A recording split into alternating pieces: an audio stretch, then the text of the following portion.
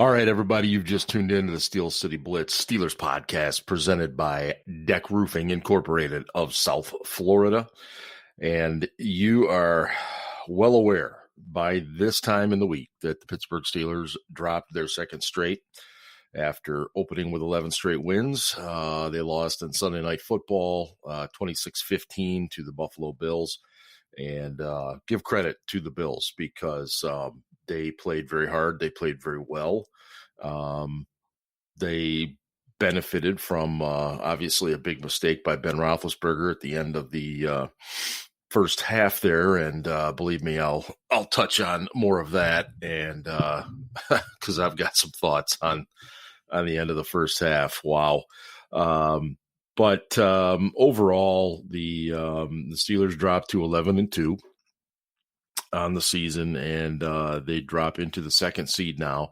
And they have a loss against an NFC team and a loss against an AFC team. The Chiefs' only loss currently is against the Raiders, so that's AFC.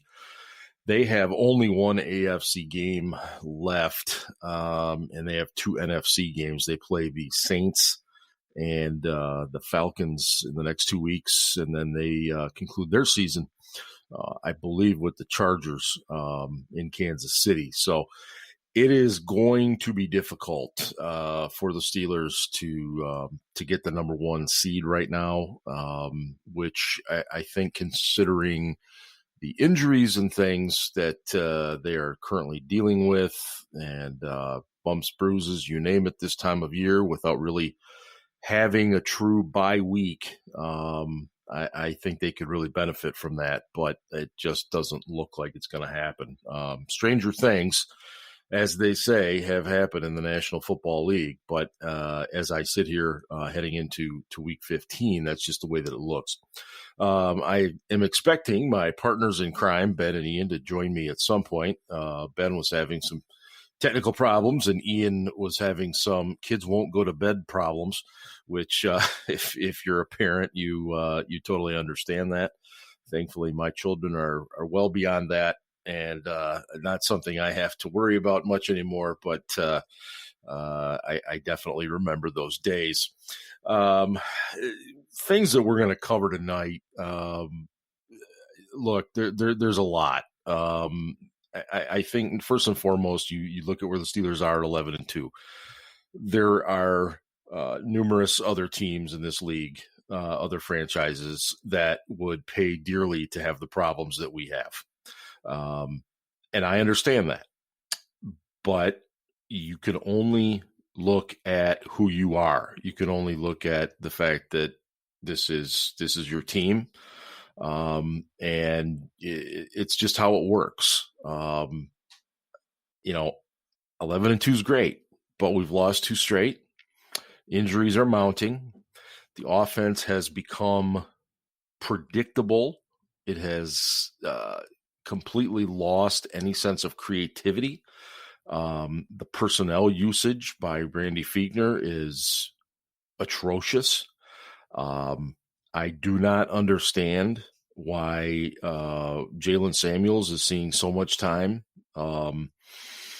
I watch, if you get a chance, watch him on blitz pickups. He does everything you don't want your offensive back to do. He stands and waits for the blitzer rather than taking it to the blitzer and keeping him away from your quarterback. I know the options are limited. Connor was dealing with a quad issue. Benny Snell is not exactly who you want in there on third down. And Anthony McFarland was a healthy scratch last week, which kind of tells you that they aren't overly thrilled right now with his progress. That's not a knock on Anthony by any stretch. He's a rookie. But I think the game is still coming to him. I don't think it has slowed down for him yet. And I think that's partly why you saw that with him being a healthy scratch. Chase Claypool has suddenly become the fourth wide receiver. He doesn't see as much time now. He ended up getting more time on Sunday than I think Mike Tomlin and Randy Fichtner wanted him to have, simply because of the fact that Deontay Johnson couldn't catch a cold again. And after his first 2 drops, he was benched. And so if he doesn't get benched, does Claypool see the field as often? Now, every NFL coach and player has talked for a long, long time about something known as the rookie wall. That quite often rookies will just hit a wall because their seasons in college football are shorter than the NFL. And I think there was a time when maybe that was a little bit more of a viable moniker, a viable thing to say, because now college football seasons, especially for these top teams, they're not much different than NFL teams. They're really, really not. And so I don't know if that's the case with Claypool. But again, I look at Randy Fichtner and I say, Coach, you got to find a way. You got to find a way to get him the ball. You got to find a way to get him in a situation where he can make plays. If you're worried about him getting off press coverage, okay, we're going to work on that. If you're worried about him being able to make the adjustments at the line to line up with what Ben Roethlisberger is seeing, then we got to keep working on that. But that doesn't mean that you just omit him 100%. You need a home run threat. This team doesn't have one. And you've got to have him on the field more often. He's already proven that he can be that player. So as I continue to kind of brief you in a little bit here, Ben is just about ready to jump in with us, and obviously he'll be giving you his thoughts as only he can. And like I said, I think Ian will be along shortly. It just depends on whether or not his daughter is cooperating this evening. But very very disappointed with the 2 straight losses and the lack of physicality and stuff, and got upset this week because Booger McFarland of ESPN said the offensive line was soft. Well, I'm sorry. He's right. The offensive line has gotten soft. They pass block way too damn much. And when you pass block, you go backwards. When you run block, you go forward. You ask any offensive lineman that knows what in the hell he's doing, he'll tell you he wants to run block every day of the week because you take it to the defender.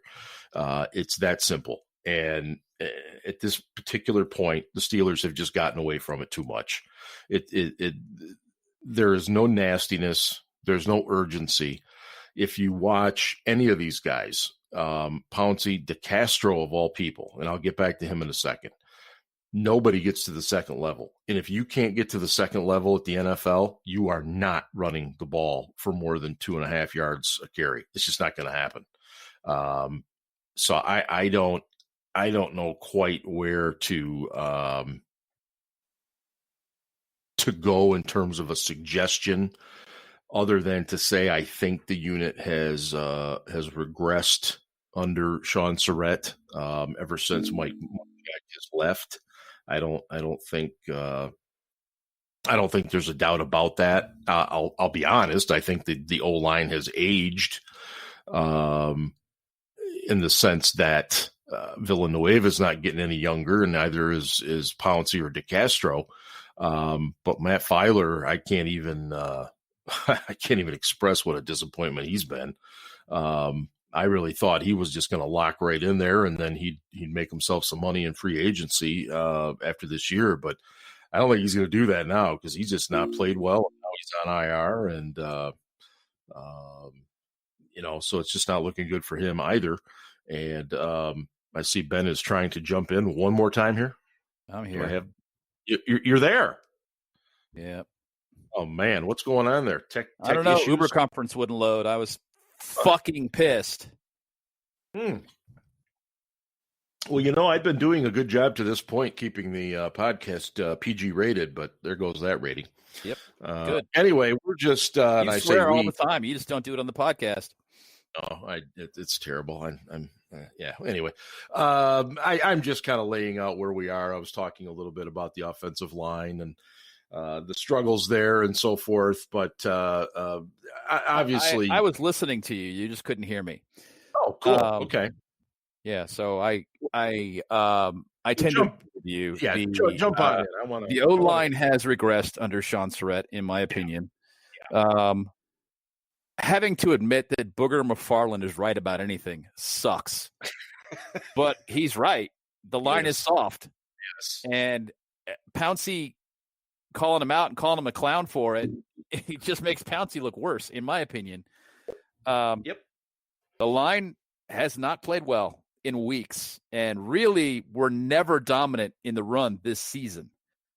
They have been a better pass blocking unit than they have been of late. Especially this last game, and maybe they're tired. I don't know. But that's an excuse. Yes, it's an explanation about things, but it doesn't excuse anything. If they're going to go out and play, they've got to perform at a high level. They're professionals. That's it. Bottom line. Well, no, I agree with you. And I've been told, and I can't get 100% confirmation on this, but I have been told that DeCastro's not 100%. He really hasn't been since the beginning of the season. Nope. I give him credit. I give him props, whatever you want to call it, for gutting this out. Because especially now, Filer's down. The rookie Dotson came in and he's not as badly hurt. What was his status on the practice report today? Did not practice shoulder. Did not practice shoulder. And he wasn't really expected to practice today. No. So that's not really a big shock. But we're thin. Yeah. By the same token, when you've got Hassenauer taking all the snaps at guard, it's not exactly inspiring. And let's be frank. I mean, Matt Filer has not been a good guard this year. So are we really down that much if Filer's out? I think he's a better tackle than guard, which surprises me. We all thought before he became a full-time starter that his future was at guard. And last season when he subbed in and played that game at left guard when they played the Rams, because they wanted to have a little more beef on the line rather than having Finney start that game because Foster was out, remember? That's right. Yep. He looked pretty respectable. He did. This year at guard, he is not good, especially when he's pulling and trapping. He looks bad. But even straight ahead run blocking, Filer is not good. And in pass blocking this last game, he was awful. He was awful. I mean, terrible. It's not like the Bills have a great defensive line, and they were just abusing him. What do you think that is it possible that the shift out to tackle just messed with his mechanics too much? Maybe. I don't know, man. I think some of it is they're trying to sell the pass on every snap. Well, and they never line up in a 3-point stance ever. And these guys are firing out of their 2-point stance high. Maybe they should try and sell the run a little more often and throw out of that. So they're keeping the defense off balance at least.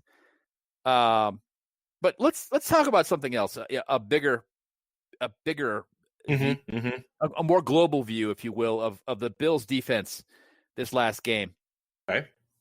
I watched a team that was looking at their pre-snap keys and guessing what the play was going to be, and they were right about 90% of the time.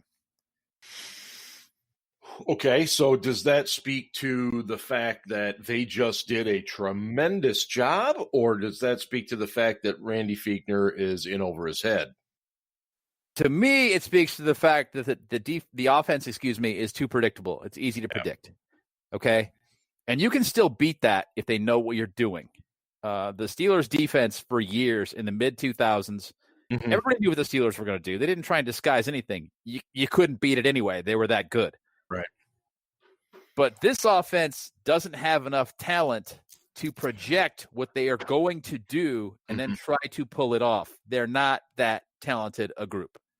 Okay? Yeah. So, I am begrudgingly being pulled toward the get rid of Randy Fichtner train.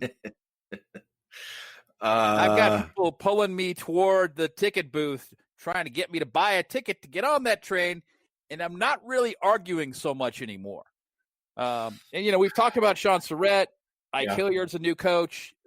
It's not like the wide receivers are performing all that well this year. All of these things combined, at the very least, you have to ask questions about the coach. I agree. And all of us, and I want to welcome Ian in here.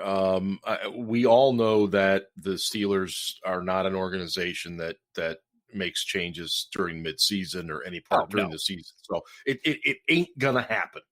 No. Ian, if Ben is being pulled to the ticket booth to get on the Fire Randy Fichtner train, where are you in that particular analogy? I wouldn't say that I'm the conductor of the train, but I'm certainly already on board the train. I am a passenger on that train. I'm not driving it as much as some of the folks on Twitter that Samantha and Amanda that are have the Fire Randy Fichtner in their Twitter handle. Shout out to them. They're great supporters of us. But yes. I'm not the conductor of the train, but I'm certainly on board, and I'm also on board with changing up the offensive line coach. And it's not just the line play has progressed like Ben was talking about, but it's also that Mike Munchak, when he was here, was the run game coordinator. You saw it when we played Denver, how they schemed their run game to exploit holes in what the Steelers were trying to do. They beat us a lot on cutback runs, on catching our linebackers over, pursuing things like that, and those were the things that Mike Munchak brought to the offense, not just as an offensive line coach from a technical standpoint, teaching these guys how to block, but also in coordinating the run game and exposing holes in the opponent's defense. And I'm just not seeing that with, I don't know who the run game coordinator is now, if it's Sean Surratt, the offensive line coach, if the Fichtner's taking more of that role on as the sort of veteran of the group, if it's the running backs coach, whoever's doing it is not doing a good job of it, because we've faced defenses that are terrible against the run, and they've made us look worse than average. I mean, part of it is too, from a schematic standpoint, that if you're going to throw the ball short, you're going to encourage press coverage on the outside, and you're going to encourage more safeties in the box. And like Ben said, from a 10,000 foot view, Buffalo played cover one almost that whole game. There was a couple times they played cover two, but it was pretty much cover one, man up on the receivers, and then they were dropping usually Tremaine Edmonds into the middle of the defense just to read Ben's eyes and attack the ball wherever it came out. And what they did effectively was that they lined up, 5, 6, 7 guys on the line of scrimmage, and then dropped at least 2 of them into coverage and only rushed 4, but the Steelers line had to guess which 4 were rushing, and usually either guessed wrong or just got beat.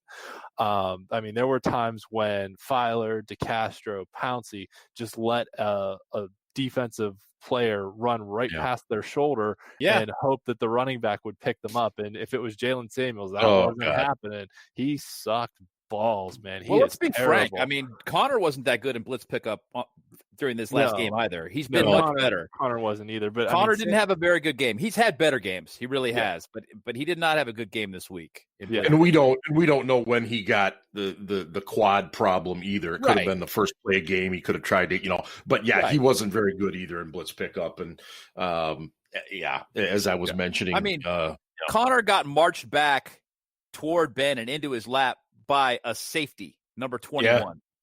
I don't remember what his name is. Poyer. I think Poyer, isn't it? He got marched back into Ben's lap. I was like, is that a defensive end? No, that's a 20. What's a safety? Wow. That's bad, James. That's whoa. Yeah. And part of it is too, I think, and Ben mentioned this about, the pad level's too high, that they're always pass blocking. So even on run plays, they're retreating backwards and letting the line come to them. But part of that too is when you have guys running stunts and running blitzes, you're not driving off the ball. So the guys are coming at you with a head of steam that even the running backs trying to pick up defensive blitzers or basically have their feet planted and just standing still and waiting to get run over by a defensive player that has 4, 5, 6 yards of a head start on them. And that's not a good situation. I mean, you want to be moving forward into that guy and attacking him in the hole and not letting him just charge at you with a head of steam and you're just standing there flat-footed. Right. Yeah. And let me get to this part because I wrote this down. I didn't put it on the agenda and I should have. In fact, I should have probably had it in there in all caps because since we're talking offense, I don't think anybody denies that Ben Roethlisberger's pick 6 was all on him. That was a poor choice, poor throw, blah, blah, blah, blah, blah. Ben, what in the hell were we doing with 52 seconds left and 2 timeouts? Come on. 7-6. You're going to make me do this. Well, I'm going to make you both do it. I mean, I That was just some bullshit. That was was some bullshit. I mean, were they shell-shocked? It wasn't just that. I mean, before that, there was a fumble, and Cameron Sutton was absolutely emphatic that it was a fumble and that Mike needed to throw the red flag. Oh, good point. Throw the flag, throw the flag. And that cost us 41 yards of field position. Yeah. Not throwing that flag because that was a fumble. Yep. That Josh Allen batted forward. Yep. It was. It was. And, you know, I don't know who relays the information down. Who's our senior defensive back? I thought it was Terrell Austin. Yeah, I thought it was Terrell Austin too. So did Austin just not get him the information quickly enough and he couldn't make a decision, so he decided not to challenge it? Mm-hmm. Or did he get bad information and then later on they saw what all the rest of us saw and went, oh, that's a fumble? I don't know. But there was that. And then, just folding because the offense is playing poorly and you've got a minute left in a very close game where you haven't been able to establish anything. I'm with you guys. If I'm the coach in that situation, I make them go out and try and play their way out of it. You got a chance. You got one series. Try and play your way out of this. Try and get 3 points on the board so we can go in with some pride and come back out and play a better second half. Yeah, because Buffalo missed the extra point there. It was 9-7. I mean, you tell your offense we have 52 seconds. We have 52 seconds and 2 timeouts. Go get us a field goal.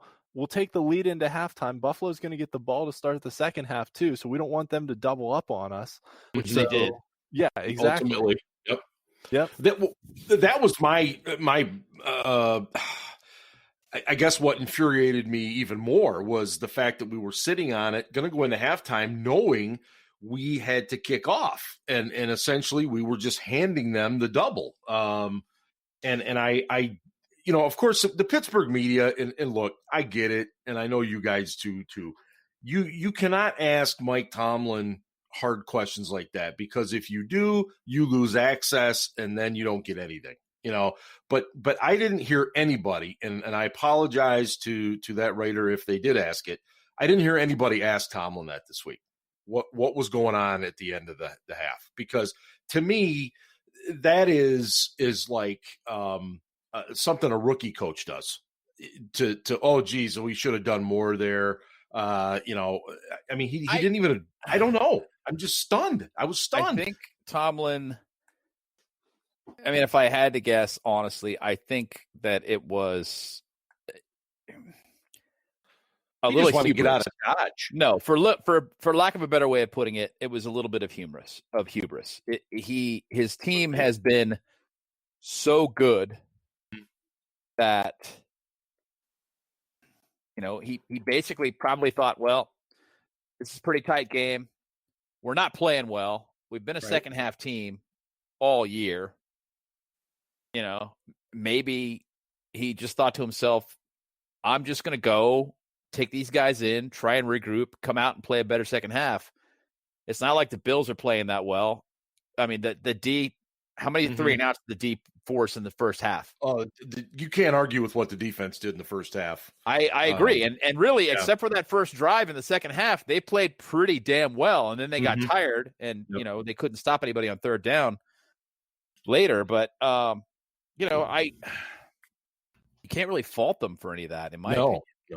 No. The fingers have to be pointed at the offense right now. There's no two ways about it. There's a lot of injuries in that defense, but when you look at what Keith Butler put together for the majority of that game, it was a winning scheme, if you will.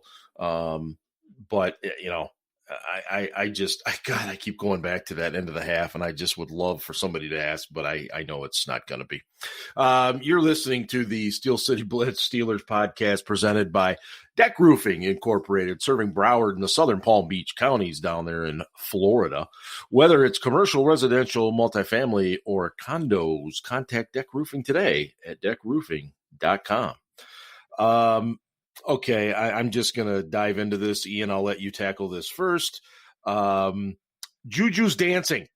Come on, really? Yeah. Oh, yeah. I'm going there. Ian, what is your take on Juju's pregame ritual where he goes out and dances on the center midfield logo, if you will?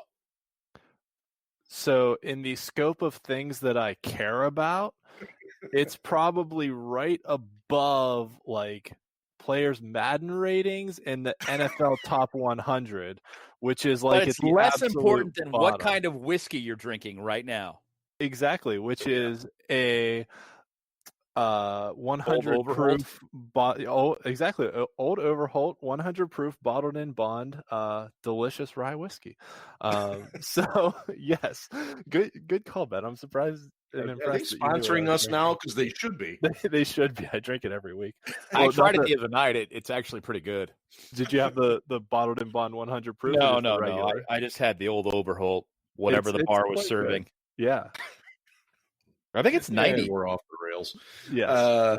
Yeah. At any rate, So I do not care about it at all.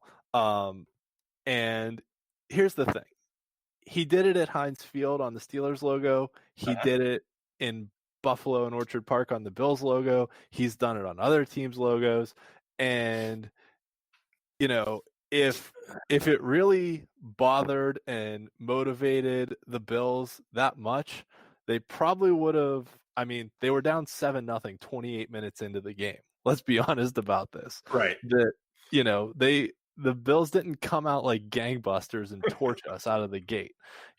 So players can say, "Oh yeah, this motivated us. This pissed us off." But at the end of the day, I mean, the Bills beat us in the second half. Really, I mean, the pick six turned the momentum, but it was the way the second half and specifically the third quarter went down that really was the death knell. Mm-hmm. So at that point in the game, I don't think it matters that much. I think the old boomers, for lack of a better term, no offense, because I know, no offense to our listeners, but the old boomers who think that everyone in the NFL is Jack Lambert, which is not true. No one in the NFL today is Jack Lambert and has that persona. No one in the NFL today is Mean Joe Green and has that persona. So, the people that are still stuck in the 1970s mindset don't like it.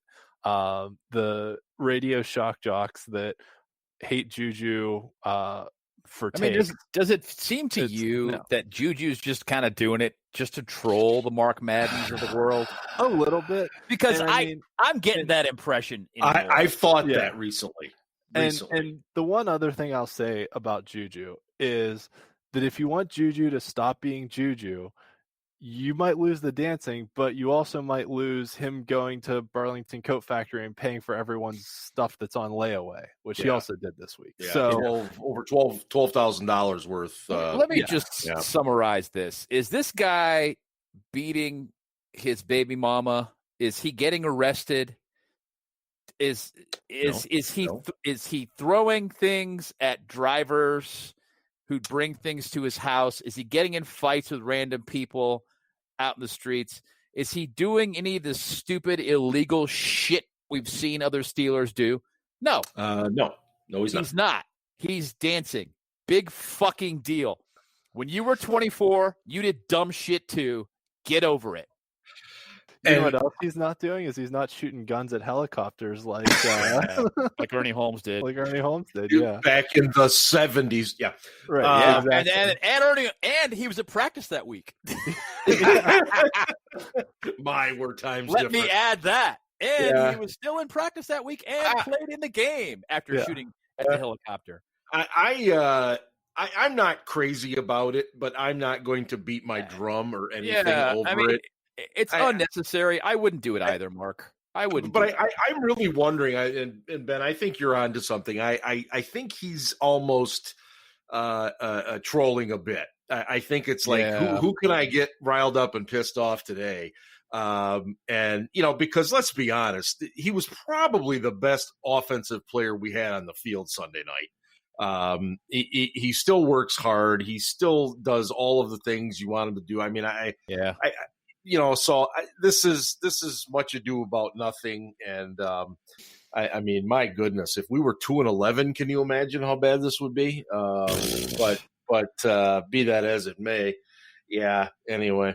That's the other thing I want to mention. There's people on Twitter, people whose opinions I respect, that are like, oh, we need to just win some games and all this stuff goes away. We have the second best record in the fucking league. Like, we're 11-2 right now. I know we've lost 2 in a row, but like, people are coming apart because we've lost 2 games. Literally every other team in the league except for Kansas City has lost at least 2 games, most of them a lot more. Yeah. Yep. It's perspective. It is absolutely perspective. And I think when you're a Steelers fan, especially as long as we all have been, you do fall into an expectation mode where you have high expectations. And, like last year at this time, we were what, 8 and 5? 8-5-1? 8-5. Yeah, we were 8-5, or were we 8? No, we were 8-5, and then we lost 3 in a row. We were 8-5, and then we lost 3 in a row. Yeah, and I mean, we were all talking about the fact that, oh my God, if you could have said we'd be 8-5 without Ben Roethlisberger at this point all year long, you'd take it in a heartbeat. And then we finished. I still like think crap. that Tomlin did his best job ever last year. No doubt about it, especially when you consider just how awful Rudolph and Duck actually were. God. But, so perspective is definitely necessary here. So what's going to happen this week? We go into Cincinnati. The Cincinnati's banged up. They very well could be playing a third-string quarterback against us. Geno Atkins just got put on injured reserve, and he's been one of those Steelers killers for years. Did you watch any of the Bengals game versus the Cowboys? I did, and it was. I mean, let me just put it this way: they're just playing out the string, so far as I can tell. I mean, they're gonna show up. They're gonna be there. They're probably going to play hard for about 15 minutes, and then they're going to quit. Based on what I saw last weekend. I think they'll quit as long as we do what Dallas did, which is get up on them, force them into some mistakes, turnovers, whatever. But if they get down by 7, they're going to quit. Yeah. Who starts, Ian? Who starts at left guard for us? Are they going to go with Hassenauer this week? I think they kind of have to, because he's the only one on the not the only one on the roster, but he's kind of the next guy up. I mean, he was the guy they plugged into the game. That's definitely an area of concern, though. But yeah, I think it's Hassenauer. Yeah, I would think so too. Ben, what's your expectation this week with those receivers? I give Tomlin credit, first of all. He stuck true to his word. I'm going to give Johnson a shot, and if he doesn't come through, I'm benching him, and he did. What do you expect? Are things going to turn around with this unit? I mean, you have 2 culprits. You've got Johnson and Ebron, that are dropping passes. It's not like anybody else is, but those 2 remain Ben's favorite targets. So what's the issue? Is it Ben's target selection? Or is it that we've got a simple offense that's easy to defend? Because based upon what I saw, if you play press against the Steelers and send 5, you're beating this offense. And if they're not going to change anything up, and based upon Randy's conversation today with the press, they're not changing much up. He just seems to think that they just need to make the play. If they just make the play, catch the ball, they won't have a problem. Well, they had 3 drops, in the first half. I mean, and they weren't playing well at all. So I don't know. I don't see that as the biggest issue here. Offensive line play is bad. Claypool can't get off the press. At one point, a DB literally knocked him over at the line, which just flabbergasted me. I don't understand that either, as big and physical as he is. You got to be kidding me. You just weren't expecting that? What, kid? You got to learn to play. This is the NFL now. I redeem itself. I mean, I don't know that it's necessarily about the receivers right now so much as it is about Ben having time to throw the ball, stepping through his throws on his plant leg, which I believe is probably not healthy, and also making a good throw selection and then making a good throw. As you pointed out before, that pick 6, that was all on Ben. Getting back to left guard, I think that if he is healthy enough to play, given the number of reps he has not had this year, it is Dotson who plays this week. Okay. Maybe he doesn't finish the game. Maybe they get out to a lead and he gets benched because they want to keep him healthy. But my feeling is that if he's healthy enough to play, they're optimistic about trying to get him in. They want to get him some more time on the field, in the mix, on that spot, get used to Al and Pouncey, and start communicating with those guys before the games get a little tougher. And, we've got 3 games left. We got this one, Indy, and then Cleveland. Indy and Cleveland are both playoff teams. Yep. If you can get the kid ready this week, you play him. So we'll see. I don't know the extent of his injury, though, so I really can't speak to it. Tried finding out. All I can tell you is that they are optimistic that he will be available. Oh, that's good news. Yeah. Ian, you mentioned something, and I think I said something about this early in the week. When you can't run the ball, teams move into the box. And when you can't get off press coverage, you stick with press coverage, then the safeties slide up. And then when you don't catch the ball, you're not going to do very well on offense. No, and the thing I'll add to that is when your offensive line can't hold a block for more than a second, like you can talk all you want about Ben Roethlisberger being the quickest. Matt Filer can't even hold a block for a second. Yeah, but you can talk all you want about Ben being the quickest in the league, getting rid of the ball, but you can't talk about that without talking about his offensive line not giving him any time to throw. He doesn't have time. Like Ben said it perfectly. He needs time and space to see the field, look through his reads, and step into his throws. And then he can actually start throwing the ball past the sticks. There's basically been no intermediate passing game for 3 or 4 weeks here. Just nothing between like 10 to 25 yards.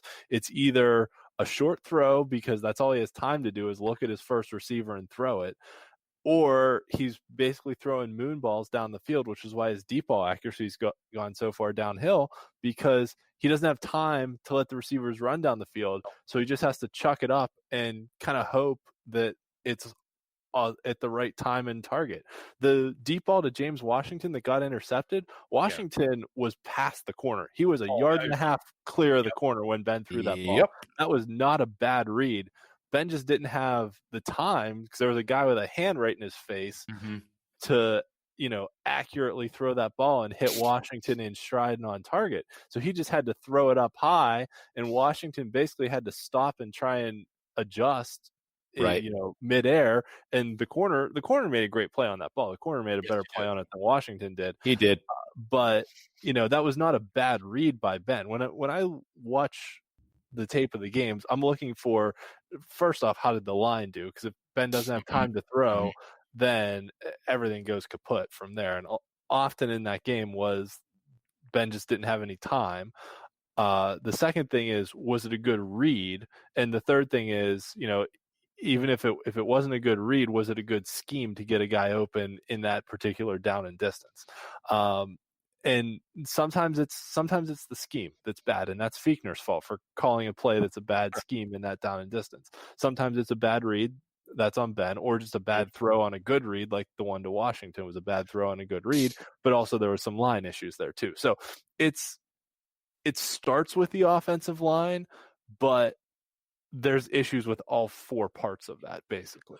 There are, and all four of them combined are creating zero offense. And another thing I was thinking about when he threw the pick and you had Washington, obviously Washington has guy beat. I've noticed that officials are now a little more hesitant to call that pass interference when the ball is underthrown. Now, obviously, they're a very prominent throw these days is the back shoulder, where it often looks like and is intentionally thrown behind. But when a quarterback underthrows a guy and the DB makes contact with him because now he's trying to come back to play the ball and the DB doesn't know it. I don't know. Have you guys noticed that? I don't see it called quite as much as it's been in years past. I don't. Maybe it's just me. It just doesn't seem like they're throwing the pass interference on the defense as quick. And Ben was arguing it. He's like, "Hey, that's interference. He wouldn't let my guy get there. Blah blah blah." But he wasn't going to get the benefit of the doubt on that one. At least when the defender is facing the ball, that's when they start to question it. Yeah, that's a great point. Yeah, and you can box a player out with your arms as long as you do not interfere with his route. So the natural progression of the route, if you will. If he decides to change direction and try and run into your arms, well, he better run into you so it looks like you're holding him or you're not. He's not going to get the call. Yeah. If there's just an arm in front of him, they're going to go, yeah, okay, he hit you with his arm, but you ran into the arm. So that's on you. Yeah. Where if he grabs you by the arm, then yeah, the defender is interfering, and they will call that every single time, as they did with Mike Hilton on the one. So yeah, I mean, I think I like it better personally, but yeah, I'm a guy who likes defense, so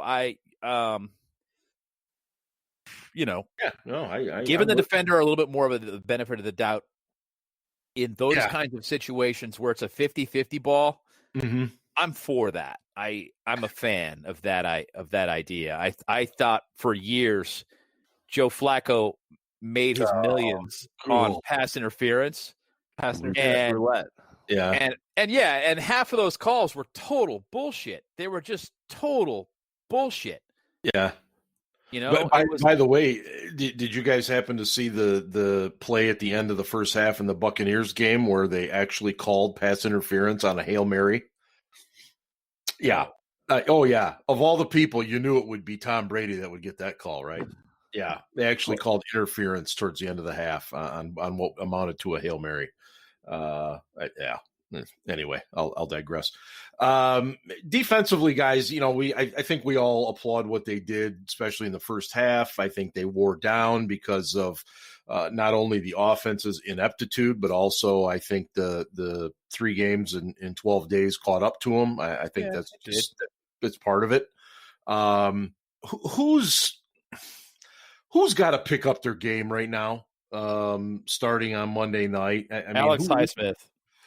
Yeah. It's not like he's a bad player. I'm not saying that. Right. I'm not saying he's underachieving. I am not saying he's underachieving at all. I am saying he has got some great, big, gigantic clown shoes he's got to fill. And, I'm just using that as an analogy. I'm not saying Bud's a clown. Bud played lights out this season, and we're going to miss him. Mm-hmm. He's got really big shoes to fill, and Bud's presence is missed. And that, to me, is the biggest thing right now that needs to be defensively needs to come back. And he had a couple of plays Sunday night where he was just right there, and he did. Just, he looks so close right now, and he's a rook and he's doing his best, and I give him props for it. I really do. But in order for this defense to be as successful as they've been, he's going to have to step it up a little bit. I mean, you look at TJ on the other side. He's getting doubled. He's getting chipped when he's not getting doubled. He's getting held, and it's not getting a call. I'm not even going to do that. It was Harrison treatment. Yeah, man. Yeah, and they're just like, whatever. You're putting yourself under his arm, so we're not going to call it. He needs to flop, TJ, and he won't do it. He needs to flop, in my opinion.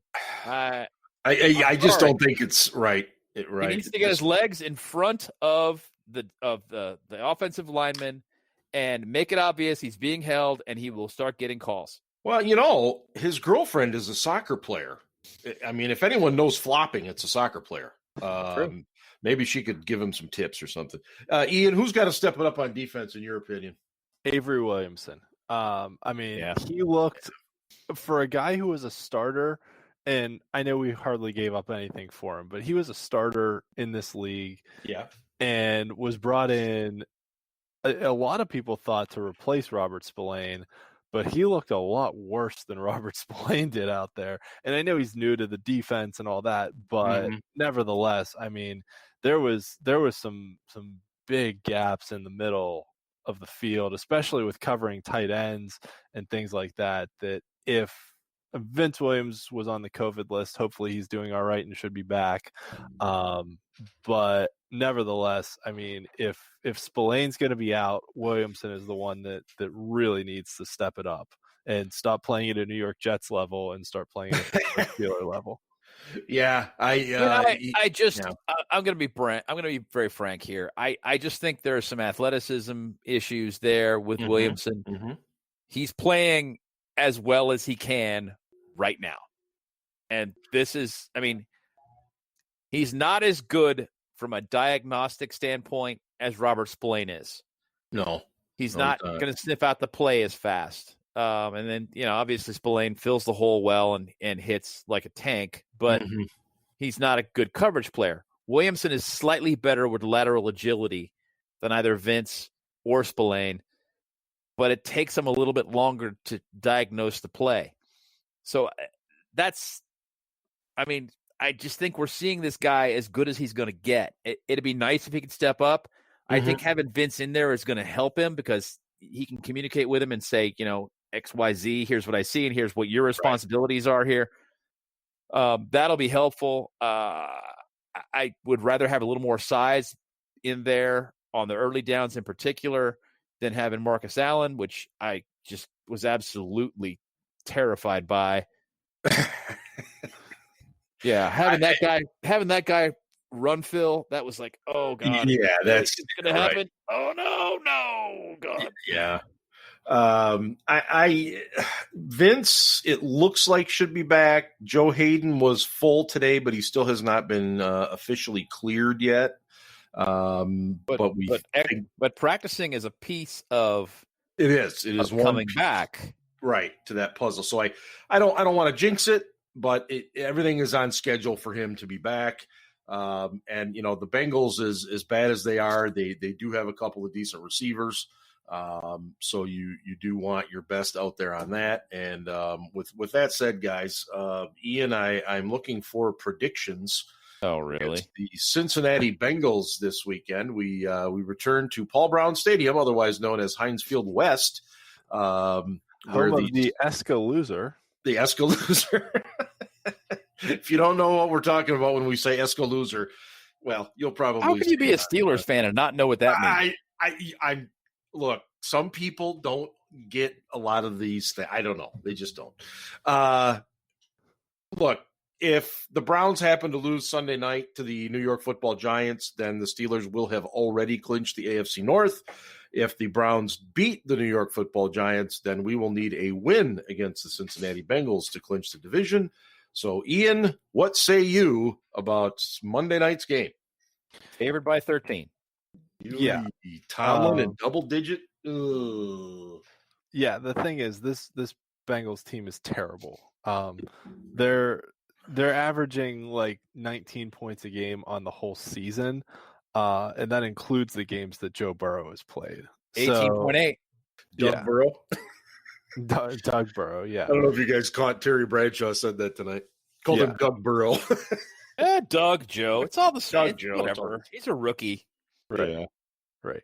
So at any rate, I mean, I really, unless unless the Bengals just run wild on us on the ground, which Joe Mixon's on injured reserve, so I don't see that. Yeah, I was going to say, I don't see that happening.